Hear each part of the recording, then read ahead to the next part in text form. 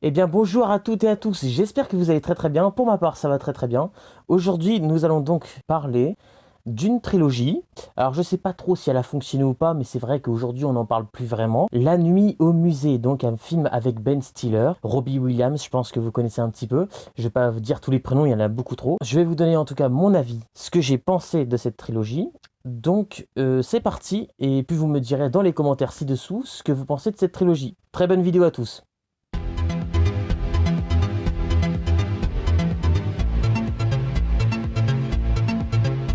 Alors déjà, présentation de mes DVD, évidemment.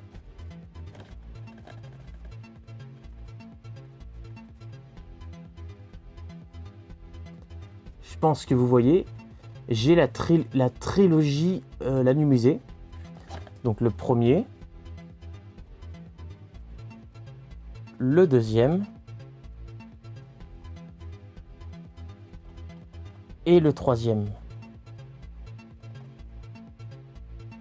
Donc voilà, j'ai les trois. Déjà, petit point positif pour commencer sur les trois, c'est que les jaquettes, les affiches de la Nuit Musée m'ont toujours donné envie de voir le film. Les affiches, hein, je parle bien des affiches. Donc déjà, commençons par le tout premier qui est sorti en 2006. Donc ça fait quand même longtemps, ça va faire 15 ans là. Et pour vous dire la vérité, bah, j'en tiens un bon souvenir. Du premier film, j'en tiens un bon souvenir. Avec de bons personnages, la découverte est sympathique. C'est pas non plus un chef-d'œuvre, mais c'est un très bon film. Avec voilà, un bon casting. Ben Stiller, je trouve, c'est un très bon acteur. Robbie Williams, vous savez très bien que j'aime énormément cet acteur. Hommage d'ailleurs à Robbie Williams. Et voilà, après, il y a d'autres personnages dans le film. Jedediah, Sacagawea. Et voilà, il y a les hommes préhistoriques. Il y a plein de personnages. Le dinosaure avec l'os. Et avec l'histoire des propriétaires, donc les trois personnages, il y a un secret par rapport au musée. Et le petit personnage de Gust, je crois que c'est ça son prénom, vous me direz. Et il est super drôle. La première arrivée, elle est délirante. Le gars, l'impression qu'il veut casser la gueule à tout le monde. Le petit personnage âgé, là, j'adore ce personnage-là. Enfin, j'adore parce qu'il est drôle, oui, c'est vrai. Après, niveau développement, oui, c'est sûr que voilà, c'est pas une question de développement, c'est vraiment pour faire rire. Il a une tête parfaite, l'acteur, pour faire rire. Parce que c'est un petit personnage. Qu'est-ce que t'as, toi enfin, voilà, vraiment, tu lui dis pas un mot de travers, sinon t'en prends une, quoi. J'aime bien ce petit personnage-là. Reginald? Hein? Où est-ce qu'il est? Que je lui mette mon poing dans la figure? Non mais... Non, la dame de l'agence a dit que c'était pour un poste. C'est le poste le plus important de ce musée. Ah, il a une tête bizarroïde.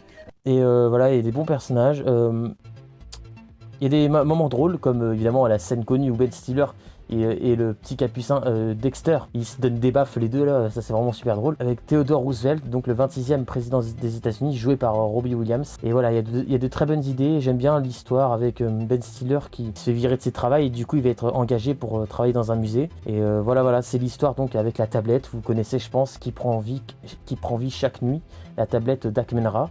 Chaque nuit, à minuit, je crois que c'est à minuit, elle prend vie et donc tout ce qui est dans le musée est revenu à la vie. Mais il faut pas qu'au lever du jour, il y en a un qui est sorti dehors, sinon bah, ça redevient de la cendre parce qu'ils sont tous faits de cire à l'intérieur. Donc voilà, qu'est-ce que je peux dire de ce premier film assez marquant?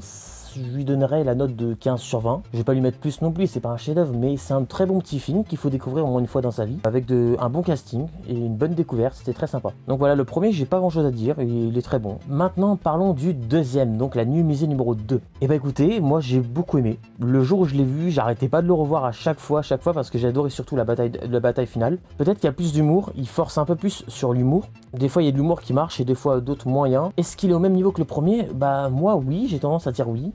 Après, je peux comprendre certaines personnes qui disent ouais, c'est pas pareil, c'est vrai que l'ambiance est différent.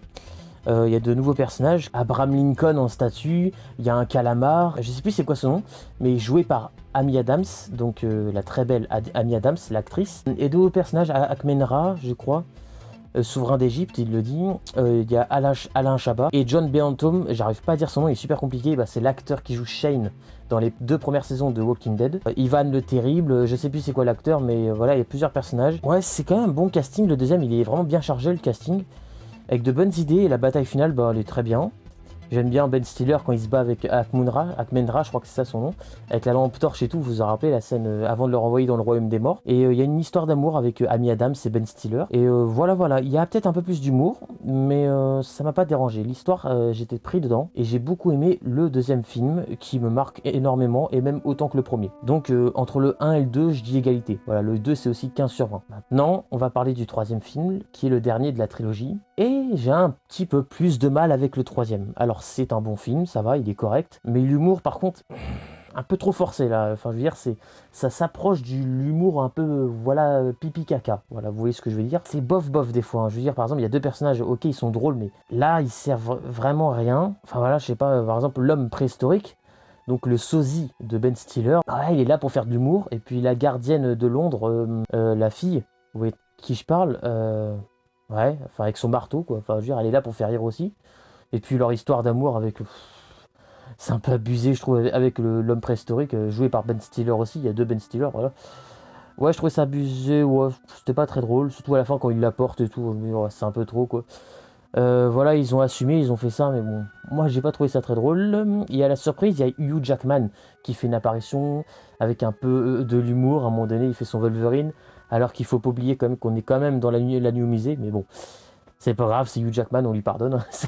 Voilà, c'est quand même Hugh Jackman, je peux pas critiquer. Voilà, je sais plus ce que je voulais dire, il y a d'autres personnages encore. Ah oui, il y a Lancelot, ouais. Enfin, on sait qu'il est méchant juste à la fin, enfin, je veux dire, c'est juste une sorte de visite en fait pendant tout le long et ouais, il tombe sur des créatures, un espèce de serpent à un moment donné. Il faut qu'ils se dépêchent, sinon ils vont tous redevenir de cire.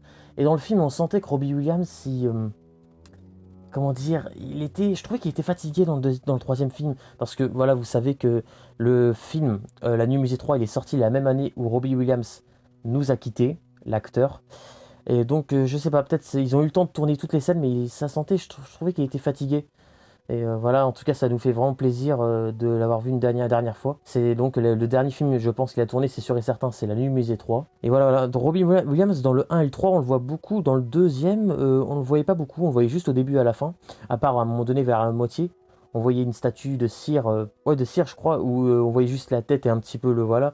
Et à un moment donné, il lui demande à Ben Stiller de lui gratter le nez parce que ça le démangeait, parce qu'il n'a pas de membre pour ce voilà. Le 3, il est bien, mais c'est trop forcé sur l'humour.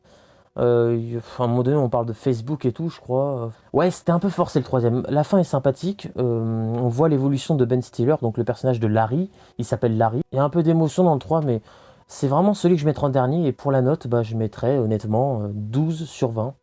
12, voilà. C'est ma note. Ça reste un bon film, mais ouais, c'est celui que j'aime le moins de la trilogie. Le troisième. Mais on va dire que c'est quand même en quelque sorte une bonne conclusion. Mais voilà, c'est pas mon préféré. Donc voilà. Donc ça a été une petite vidéo rapide. Je me suis dit je voulais faire cette vidéo aussi pour vous souhaiter un très joyeux Noël. Donc Merry Christmas. Et voilà, passez un très bon Noël. Et puis logiquement il y aura une vidéo pour la nouvelle année. Je vais faire une sorte de petite vidéo, je pense, aussi. Et il y aura peut-être une surprise, je vous en dis pas plus. Mais voilà, en tout cas, La Nuit Musée, c'est une bonne trilogie qui est un peu oubliée aujourd'hui. Après, c'est sûr que c'est pas la meilleure des trucs de toutes les trilogies qu'il y a pu y avoir, c'est sûr. Mais je trouvais que c'était une petite trilogie sympa, qu'il fallait quand même que j'en parle, avec de bons acteurs. En tout cas, niveau humour, ceux qui marchent le mieux, c'est le premier. Niveau humour, vraiment, il y a des moments où j'ai éclaté de rire. Vraiment, les réactions des hommes préhistoriques quand ils pourchassent Ben Stiller et qu'ils se foncent dessus. Maki Kaka, ils sont en train de se... Vraiment, j'étais éclaté de rire et tout. Donc voilà. En tout cas, je vous dis à très bientôt sur Cinéflow et vous me direz dans les commentaires ci-dessous ce que vous pensez de cette trilogie. Et puis pour ceux qui travaillent dans les musées, bah, n'oubliez pas que la nuit, n'oubliez pas d'allumer votre lampe torche. On ne sait jamais. À bientôt.